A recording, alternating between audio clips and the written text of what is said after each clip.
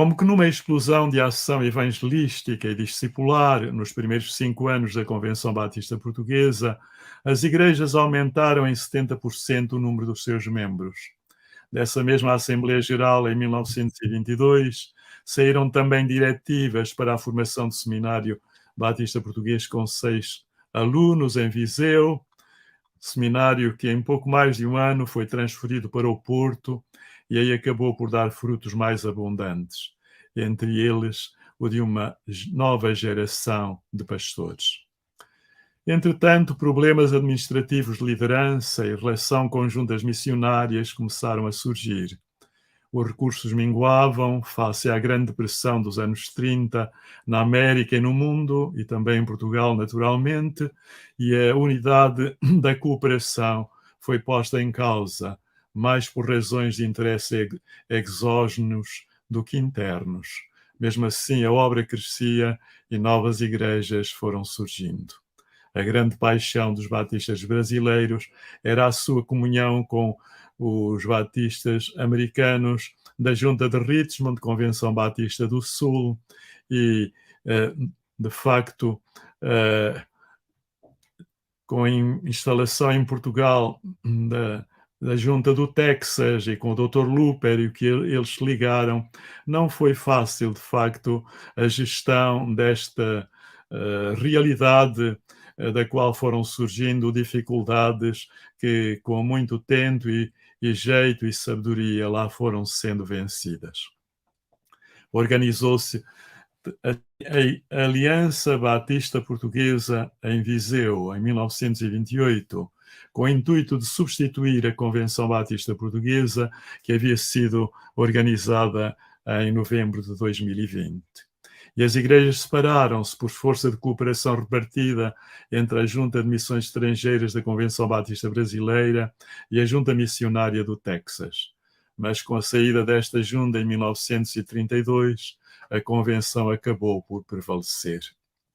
Um dos primeiros frutos do Seminário do Porto foi Manuel José Cerqueira, que fez licenciatura em Estudos Clássicos na Universidade de Coimbra e que se declarou rapidamente um dos elementos mais promissores na obra batista, não só no Porto, mas também em Portugal. Ele no norte, Paulo Torres no sul, com a primeira igreja batista. Assim, o trabalho a partir destas duas frentes foram crescendo e se desenvolvendo. Novas igrejas e missões foram surgindo no norte a sul do país. Missionários como Hatcher e Gobira, que tinham vindo do Brasil, foram chegando e partindo, e a falta de recursos, as divisões internas foram demasiado perturbadoras para um crescimento saudável. Fundaram sociedades missionárias e evangelizadoras no ano 40. Surgiram novas publicações como Doutrina e Vida.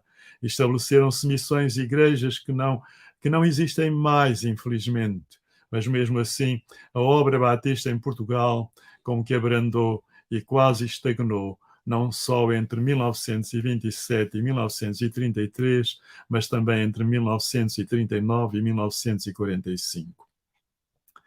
Em 1946, instalou-se em Portugal a Sociedade Missionária, a CBF-MS, da Associação Batista Conservadora dos Estados Unidos, graças às diligências de João Jorge de Oliveira, e fundou-se a União Batista de Portugal, com o seu periódico A União Batista, em convivência adversa com a Convenção Batista Portuguesa e o seu órgão oficial, o Semeador Batista.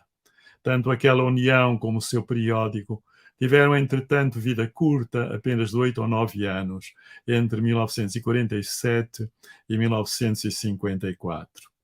Os batistas conservadores desenvolveram ações de evangelização muito importantes para o crescimento das igrejas.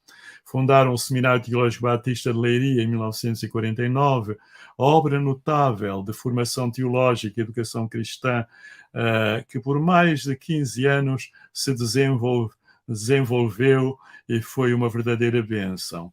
Entre os seus alunos, conto-me também eu, que ali com mais 2 dezenas de obreiros se foram formados nesse período. Foi nesse seminário que se formou, portanto, toda uma terceira geração de pastores que, por mais de meio século, foi servindo a causa do Evangelho em Portugal. Missionários da têmpera de Samuel Fairclough, o seu primeiro diretor, Arthur Brown, Arthur Lewis, Kenneth Cummings e Russell Shedd, que depois foi para o Brasil e os irmãos brasileiros conhecem a sua história, foram inspiração e bênção para todos nós, de facto, todos estes irmãos. Neste seminário se fundaram também as edições Vida Nova, que depois, com a passagem do Dr. Russell Shedd para o Brasil, também as edições Vida Nova foram com ele e depois fundadas no Brasil, e ainda bem, porque não tinham aqui grande futuro, e pela graça de Deus são uma das grandes editoras brasileiras cristãs evangélicas. Assim, nós fomos assistindo ao crescimento e desenvolvimento da obra em momentos de grande inspiração e crescimento.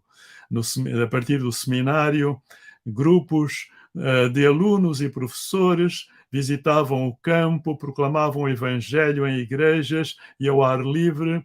O próprio seminário editou uma revista teológica e aí se fizeram as primeiras grandes conferências bíblicas que foram de enorme inspiração para os jovens das igrejas portuguesas e se abriram também novos horizontes para a evangelização da pátria. Formou-se, entretanto, a Associação de Igrejas Batistas Portuguesas, em 1955, com o salutar objetivo de acrescentar valor à evangelização e consolidação da obra, mas as dificuldades da cooperação acentuaram-se com isso. E quando a sociedade missionária que detinha o seminário viu que não era mais possível servir todas as igrejas a contento, porque umas se inclinaram para a associação, a maioria para a convenção, portanto, esses diferendos acabaram por resultar na saída estratégica, como lhe chamaram então os batistas conservadores da Associação Batista Conservadora CBF-MS. Assim, em 1967, com a sua retirada estratégica do campo, nós assistimos a um momento, mais uma vez, difícil também para o nosso trabalho. Entretanto, a Convenção Batista Portuguesa reorganizou-se em 1956, com 15 das 31 igrejas então existentes, mas só com a chegada da Junta de Richmond a Portugal, que era a grande inspiração, a aspiração também dos batistas brasileiros, que isso viesse a acontecer, ela se deu precisamente com a vinda de um casal de missionários, Grayson Tennis e a sua esposa, em 1960, e com a visão apaixonada de uma nova geração de pastores a todos os níveis despertada pelo seminário de Leiria, a obra da convenção se revitalizou e começou a crescer de verdade. Em suma, a Convenção Batista Portuguesa reestruturou-se, uma nova era de vitalidade espiritual surgiu e o número das igrejas cresceu significativamente. Com novos recursos e uma nova filosofia de missão e ação, muitas igrejas puderam construir ou remodelar os seus templos, cerca de 20. 19 novas igrejas foram organizadas e triplicou o número de membros em apenas 15 anos. Não obstante a forte emigração que então se fazia. O Seminário Teológico Batista, fundado em 69, adquiriu as suas instalações em Queluz. A nova sede da convenção foi também comprada.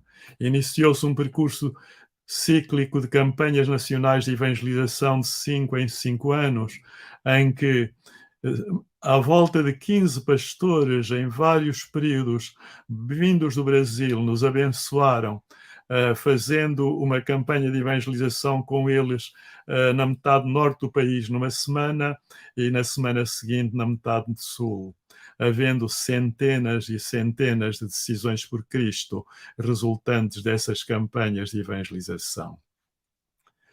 Comprou-se, entretanto, também o acampamento batista, e nele se começaram a realizar retiros de pastores e acampamentos familiares de senhoras, homens, jovens e crianças. Dos menos de 1000 membros no final dos anos 50, a convenção passou a reunir mais de 70 igrejas e o maior número dos membros da sua história foi alcançado nos anos 90, com cerca de 5.000 membros, 5.500 membros. Para isso, muito contribuíram novas dinâmicas de evangelização, como o Plano 2000 de 1975 e a generosa colaboração da Junta de Richmond, também a da Convenção Batista Brasileira. Somos hoje 75 igrejas, mas com menos membros e pastores nacionais que no final, ou mais ou menos os mesmos que no final do século XX. Os desafios são hoje, porventura, ainda maiores e as oportunidades também. As presentes gerações de pastores e igrejas têm, pois, nas mãos um património e uma missão verdadeiramente desafiadores.